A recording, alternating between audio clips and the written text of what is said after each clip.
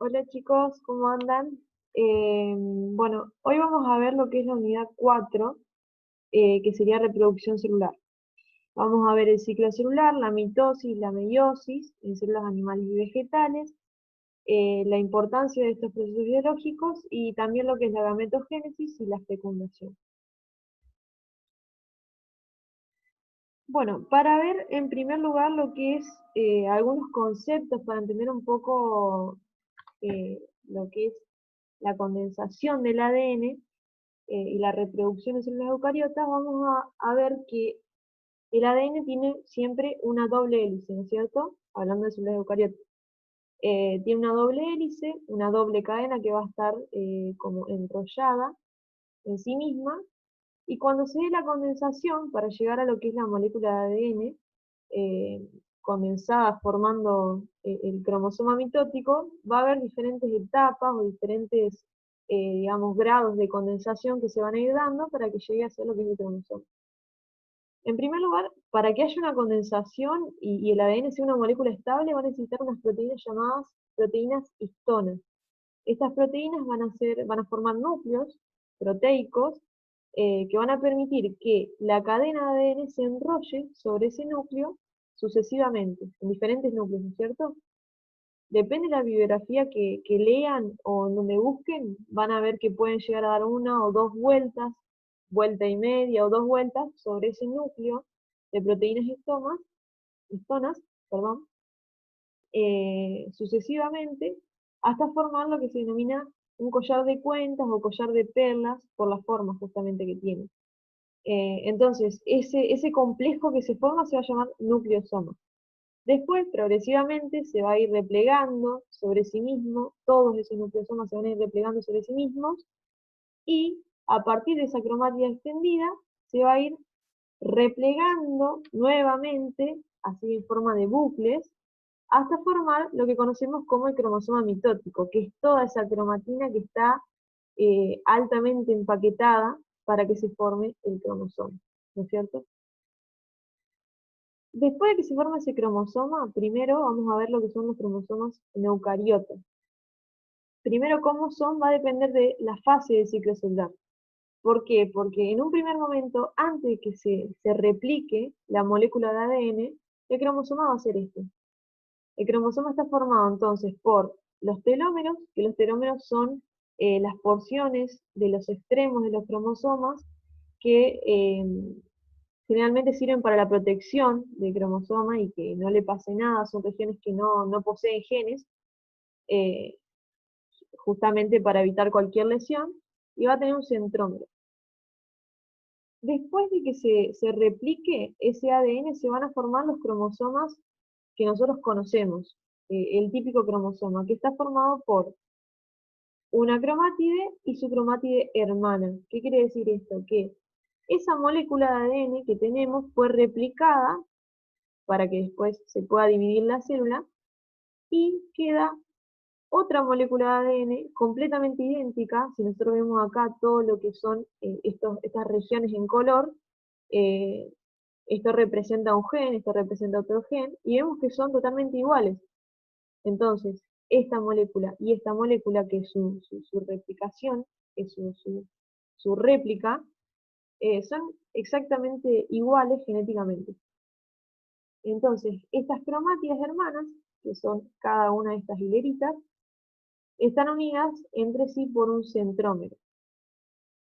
Y ahí forman lo que es el cromosoma propiamente dicho.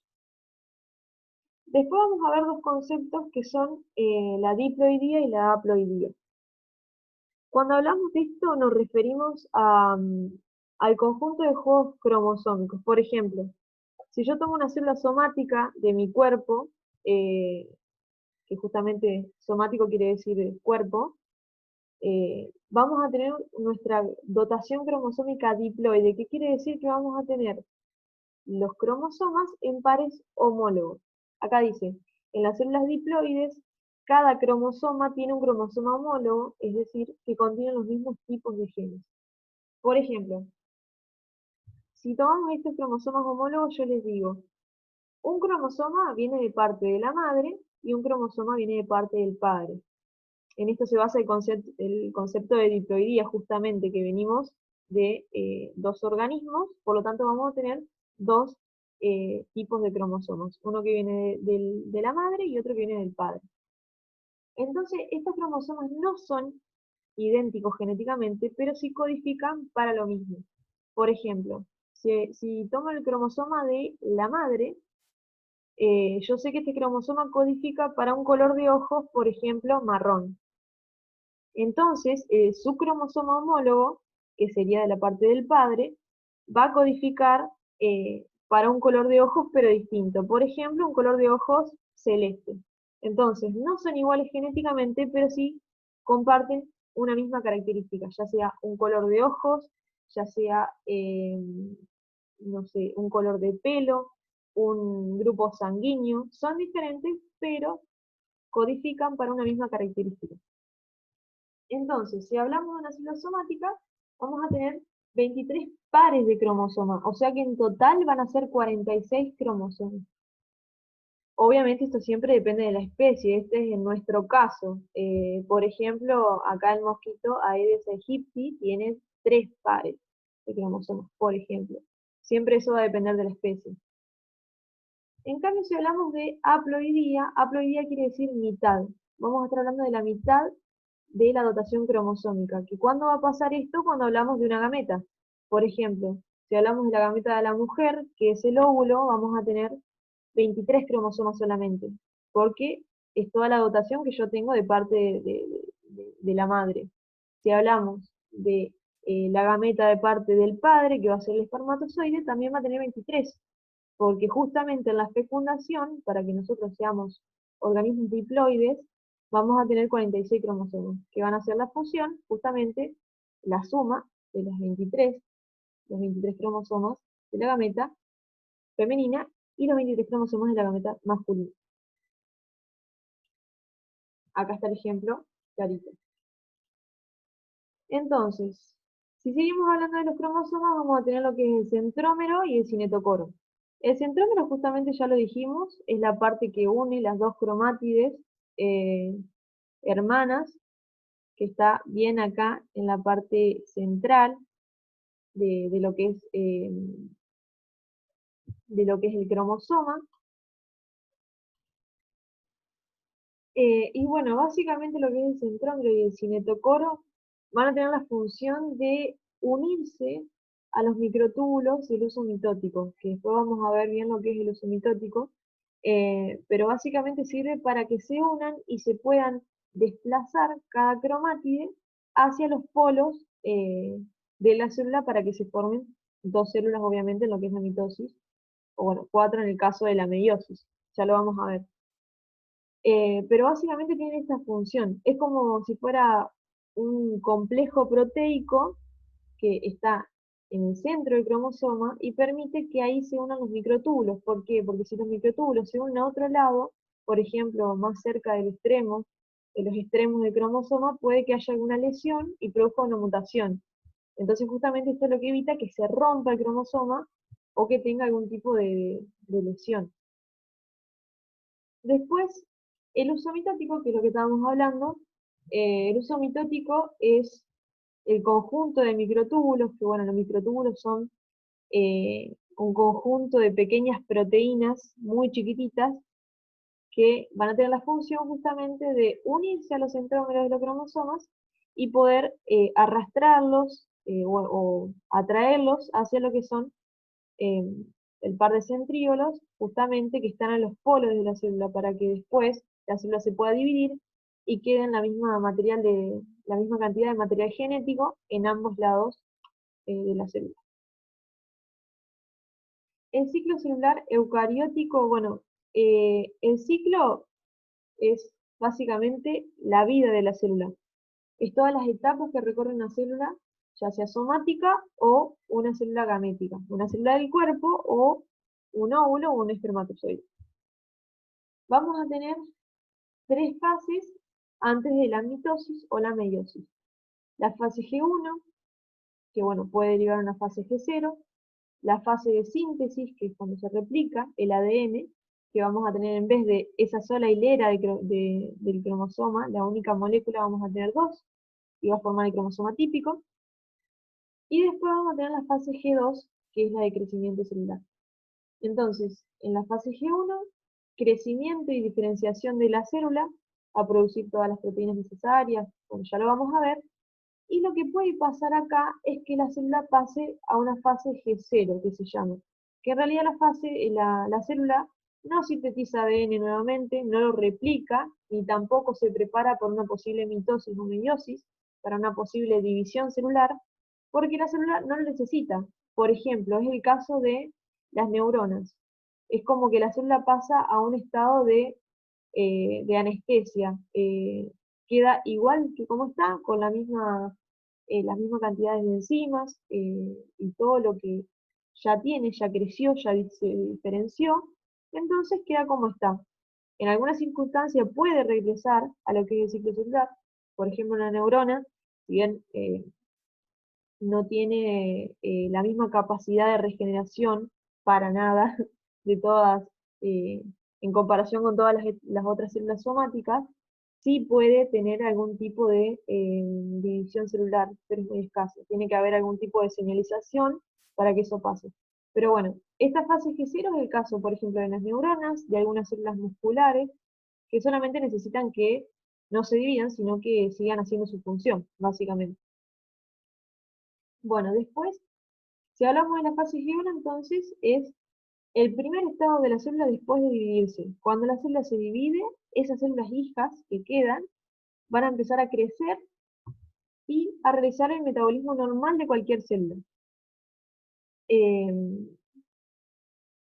Después, hacia el final de esa fase G1, se va a comenzar a sintetizar algunas enzimas que se pueden necesitar para lo que es la síntesis o la replicación de ese ADN.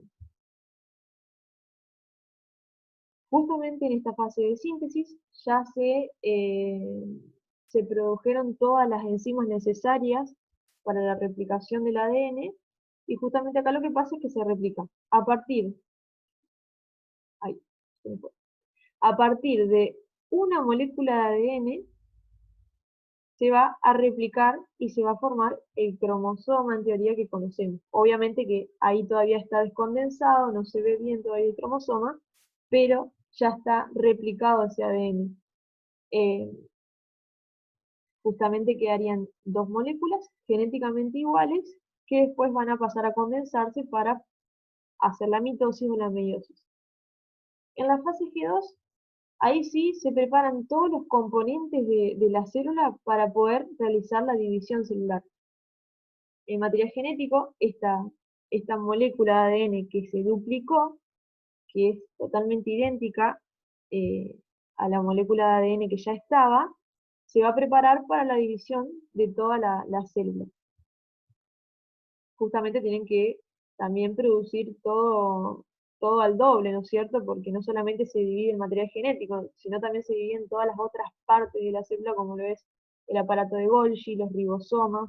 Entonces, esta fase G2 es bastante importante porque necesita brindarle a la célula todo lo nuevo, eh, para que justamente quedan dos células idénticas cuando se dividen a la progenitora. Bien, si empezamos por la mitosis en sí, bueno, entonces la mitosis es básicamente la forma en que tiene la célula de reproducirse.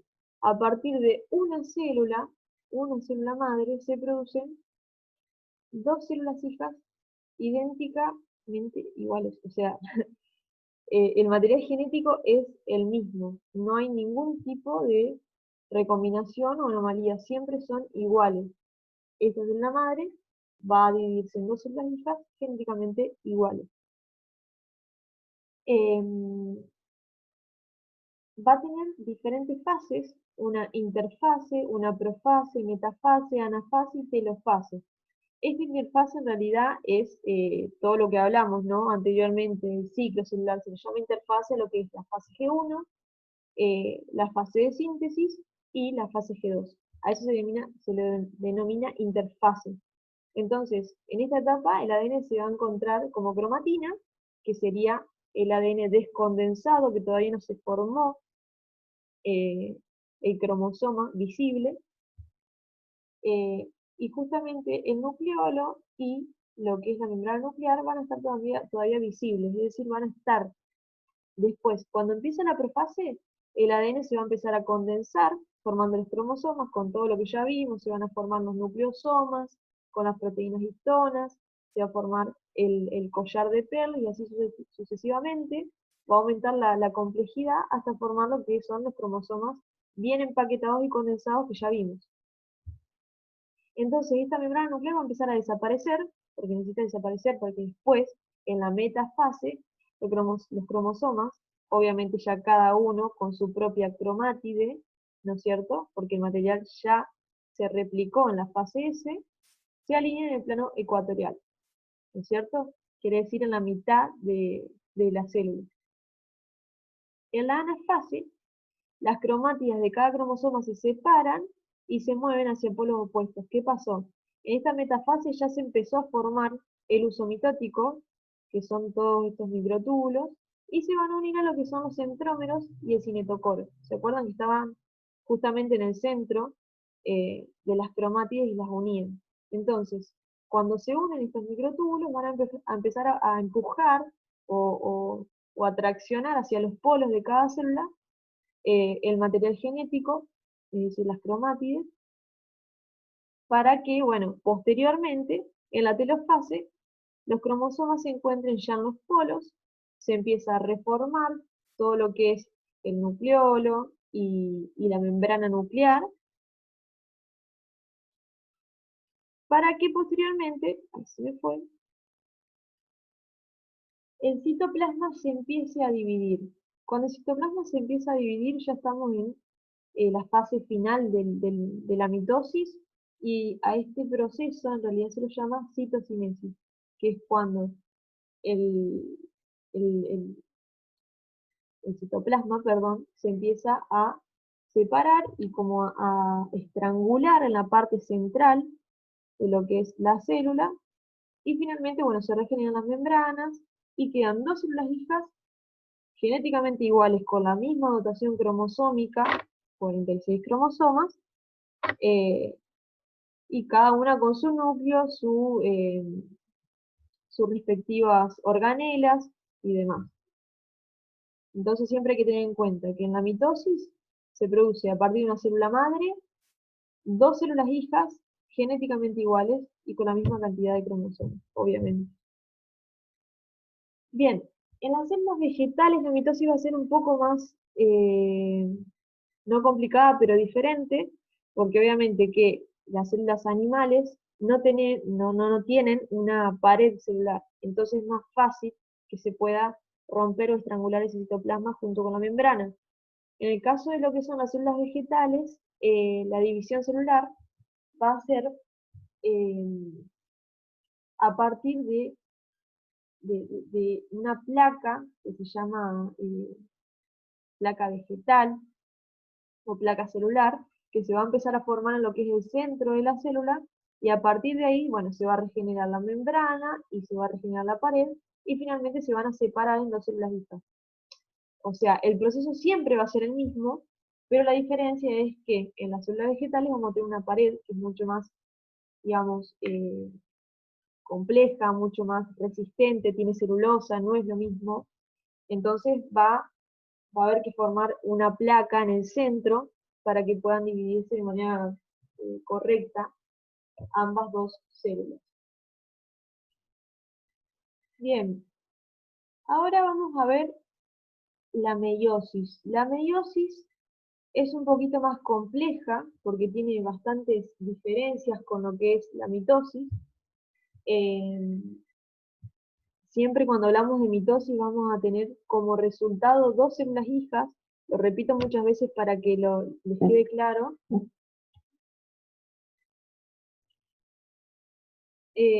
Vamos a tener a partir de una célula madre diploide, dos células hijas también diploides, porque ustedes se ponen a pensar, si estamos hablando de alguna célula de la piel, por ejemplo, una célula epidérmica, siempre se va a reproducir por mitosis. Primero porque está en constante reemplazo de células muertas, todo el tiempo se nos mueren células de la piel, y esas células van a tener que ser genéticamente idénticas a la madre, entonces también van a ser diploides. A partir de una célula diploide se generan dos células diploides también.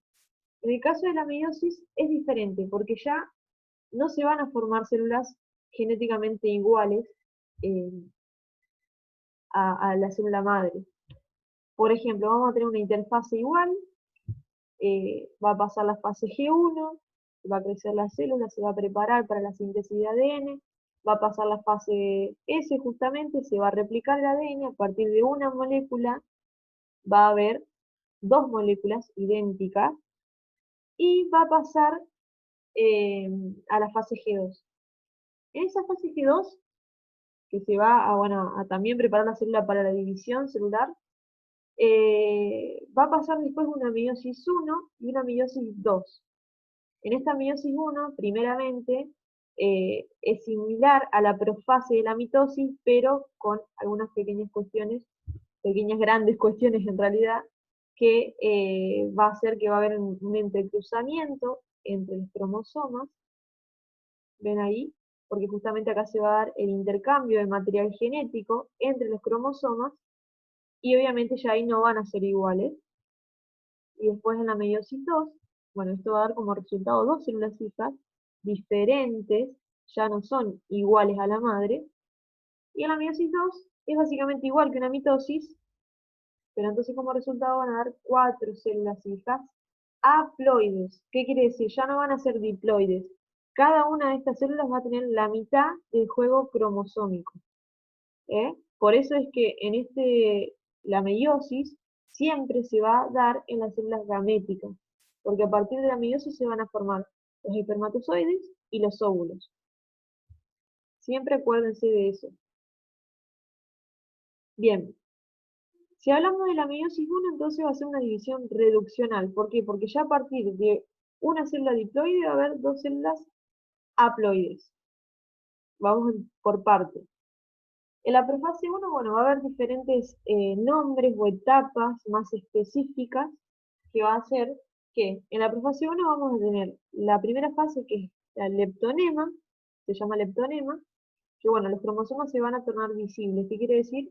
Lo mismo que la profase 1 de la mitosis. Los cromosomas van a empezar a condensarse hasta formarse como nosotros los conocemos, ¿no? Esas dos cromatías unidas por un centrómero. En la profase 1 también, el cigonema, que es la otra fase, se va a producir el apareamiento o sinapsis de los cromosomas homólogos. ¿Qué quiere decir esto? A ver si está acá más abajo, justamente esto. Cuando hablábamos de los cromosomas homólogos, estábamos hablando, si se acuerdan, de que hay un cromosoma que va a ser por parte de un parental y otro cromosoma que va a ser por parte de otro parental. Son diferentes entre sí, ¿no es cierto? Entonces, cuando se da el crossover o el entrecruzamiento, va a ser entre dos cromátides no hermanas. ¿Por qué? Porque las cromátides hermanas son estas y estas. ¿Me entienden? Estos cromosomas no son iguales genéticamente. Sí pueden, digamos, codificar para una misma característica, pero no son iguales. Entonces se van a aparear en algún punto y van a intercambiar material.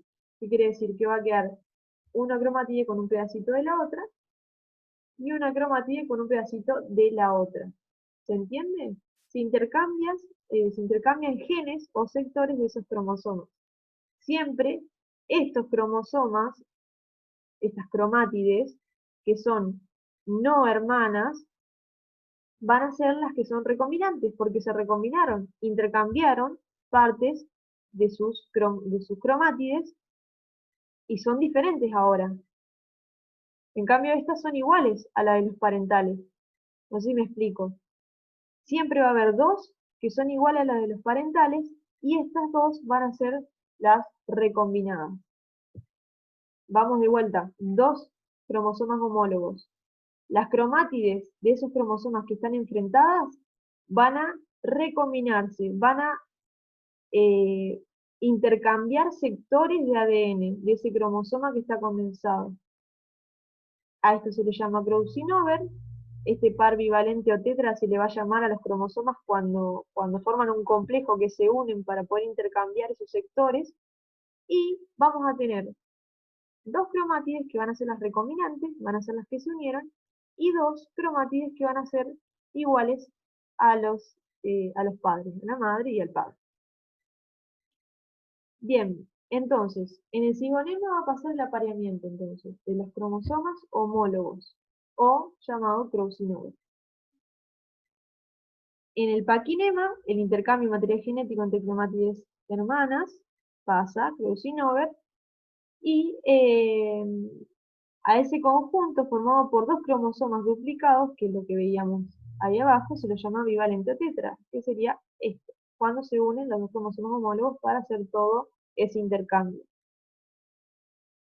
Bien, después seguimos por la fase diplonema, que es cuando los cromosomas homólogos comienzan a separarse, pero siguen unidos en los puntos donde se ha producido la recombinación genética. Es como que están empezando a separarse, pero todavía siguen unidos por esos quiasmos, se les llama, a esas uniones entre los cromosomas homólogos. Y por último, la diacinesis, que es la última fase de la profase 1, que los cromosomas están en su mayor estado de condensación, y la membrana nuclear se rompe del todo y el nucleolo desaparece. Entonces después pasa lo mismo, prácticamente igual que lo que es la mitosis. Metafase, los cromosomas homólogos se alinean en el plano ecuatorial y las fibras de uso se conectan a los cintocoros. Y en la fase 1, en la anafase 1, perdón, los cromosomas homólogos son traccionados hacia los polos. ¿Cuál es la diferencia? Que acá no se van a romper los cromosomas. Los cromosomas se van a llevar, digamos, enteros, por decirlo así.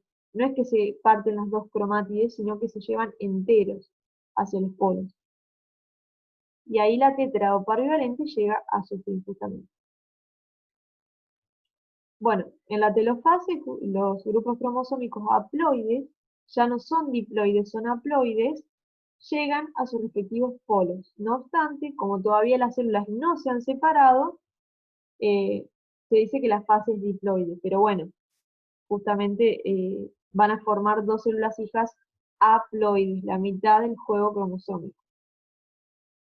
Se empieza a formar en torno a los cromosomas la envoltura nuclear, y bueno, por último, la intercinesis o citocinesis, se estrangula el citoplasma y se da por finalizado la división celular formando dos células hijas que ya no son idénticas a la célula madre.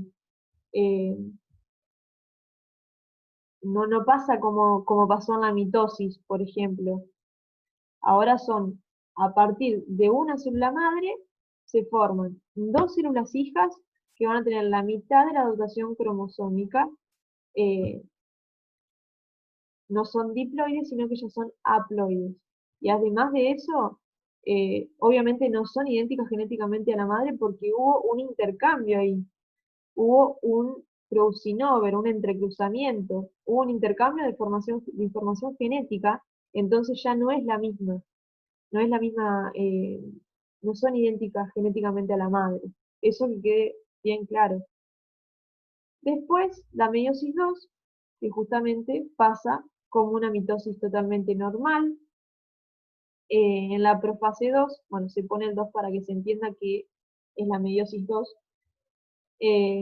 Estas dos células haploides, sí, van a pasar a una mitosis normal, se podría decir. En la profase 1, bueno, se empieza a desaparecer, se condensa la cromatina, se forman los cromosomas nuevamente, se empieza a desaparecer lo que es el nucleolo y la membrana nuclear. En la metafase los cromosomas se disponen en el plano ecuatorial, todo lo mismo. En la anafase ya los microtúbulos se unen a los cintocoros de cada uno de los cromosomas y acá sí se rompen, ¿ven? Las cromátides van a un lado y hacia el otro. En cambio, en la meiosis 1 el cromosoma sí va entero. ¿Me entienden? Acá estaba la otra cromátide que faltaba y acá estaba la otra. Entonces quedaban 23 pares y 23. ¿Me entienden? Ahora sí, se rompen las cromátides y se van cada una hacia su lado de la célula, que justamente en la telofase, cuando ya eh, la- las cromátides llegan hacia los polos de la célula, ¿ven? Y se empieza a regenerar la membrana nuclear y todo lo demás, y bueno, finalmente se empieza a dar la citocinesis, que es el estrangulamiento del eh, citoplasma. Entonces, como resultado de la meiosis completa, juntamos la meiosis 1 y la meiosis 2, viendo el proceso completo a partir de una célula madre anterior a esta, una célula madre que estaba acá, diploides, se forman 4 células hijas haploides, diferentes a la célula madre, ya no son diploides, ya no tienen el mismo material genético porque hubo una recombinación en la meiosis 1. Eso es muy importante que sepan porque es una diferencia clave en lo que es la mitosis y la meiosis. Ahí está, bueno, yo ya se los expliqué, pero fase 2, los cromosomas comienzan a enrollarse y se acortan, todo lo mismo, se rompe la envoltura nuclear, reaparecen las fibras del uso mitótico, la metafase se dispone en el plano ecuatorial, las fibras se unen a los cinetocoros, en la anafase el centrómero, bueno, se divide y las cromátides hermanas comienzan a migrar hacia los polos, se separan, se rompen, y en la telofase, justamente cada polo de la célula recibe su juego cromosómico, y por último el citoplasma se divide y culmina la meiosis 2. Bien, es muy importante que le quede claro eso. Eh, Meiosis va a ser básicamente una división celular idéntica a la madre. ¿Qué quiere decir? A partir de una célula se van a formar 2 células hijas, diploides también, igual que la madre, y con los mismos genes, el mismo material genético, porque no hubo un entrecruzamiento, como si pasa en la meiosis. En la meiosis hay un entrecruzamiento que se da en la meiosis 1, y justamente a partir de una madre diploide se forman 2 hijas haploides y posteriormente 4 en la meiosis 2. Entonces, como resultado en una vas a tener 2 células hijas, que es el caso de la mitosis, 2 células hijas iguales a la madre, diploides también e iguales genéticamente, y en el caso de la meiosis vas a tener 4 células hijas diferentes genéticamente a la madre, porque hubo una recombinación genética, y también con menor cantidad de juego cromosómico, porque va a tener la mitad, van a ser haploides. Por eso justamente es el caso de las gametas, como ya lo hablamos. Bien, acá estamos, gametogénesis. La gametogénesis es el proceso que incluye eh, la producción de células haploides mediante meiosis, como ya lo dijimos, y la subsecuente maduración de dichas células para formar gametos funcionales. Entonces vamos a tener dos procesos, la ovogénesis, obviamente que se da en las mujeres, y después la espermatogénesis, ahí está, que se da en los varones. Bien, la ovogénesis, si bien es un proceso bastante complejo y se da durante el desarrollo fetal, que se va a dar a partir del desarrollo fetal y hasta la pubertad, eh, va a producirse, como vimos en la meiosis, también a partir de una célula que se denomina ovogonia. Van a formar un ovocito primario, el cual se va a dividir en un ovocito secundario y un cuerpo polar. Siempre los cuerpos polares son los que no, digamos, no van a proliferar como óvulos, y a partir de ese ovocito secundario sí se va a formar un óvulo y un tercer cuerpo polar. ¿Cuáles son las diferencias principales entre la ovogénesis y la espermatogénesis? Que la ovogénesis, de esas cuatro células hijas, solo una va a ser funcional, solo una va a ser el óvulo, solo una va a madurar para ser el óvulo, que va a ser producido recién después de la fecundación. ¿Se entiende? Las tres células que se produjeron de la meiosis van a ser digamos, no van a ser funcionales, por eso se llaman cuerpos polares. Solo una va a quedar y solo una, después de que ingrese el espermatozoide, va a formar el óvulo en la fecundación. ¿Se entiende? Bueno, este es todo el proceso en el ovario, básicamente, pero bueno, acá van a tener que leer un poquito más para entender, es un proceso bastante complejo, pero esas son las principales diferencias que van a tener que tener en cuenta. En cambio, en la espermatogénesis sucede básicamente lo mismo, pero acá sí, las 4 células que se producen, que son haploides, como ya lo dijimos, sí van a ser funcionales. Las 4 van a madurar, las 4 espermátidas van a madurar para formar los espermatozoides propiamente dichos, que bueno, serían estos. Van a tener una cabeza con un núcleo, van a tener un flagelo bastante extendido que lo usan para lo que es justamente la locomoción. Ya sabemos que tienen que llegar al óvulo.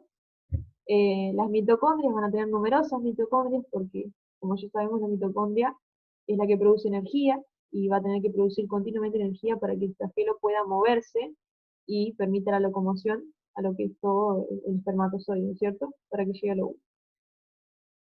Y por último, la fecundación también es un proceso bastante complejo en sí, pero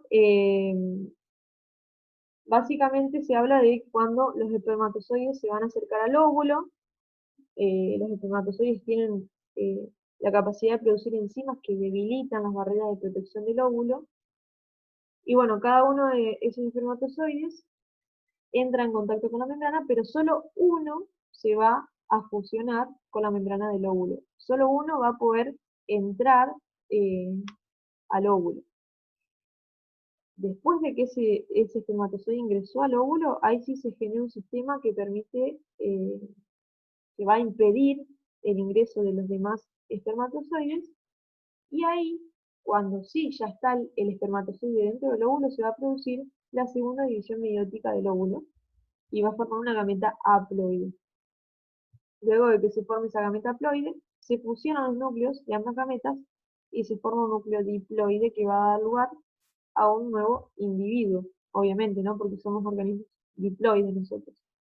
También es un proceso un poco más complejo, pero básicamente ese sería el pantallazo de toda la unidad. Y bueno, por último tienen las diferentes bibliografías que sugieren desde la cátedra. Eh, bueno, espero que les haya servido. Traten de verlo un par de veces si no entienden mucho, y cualquier cosa me pueden consultar. Espero que anden bien y les mando un beso.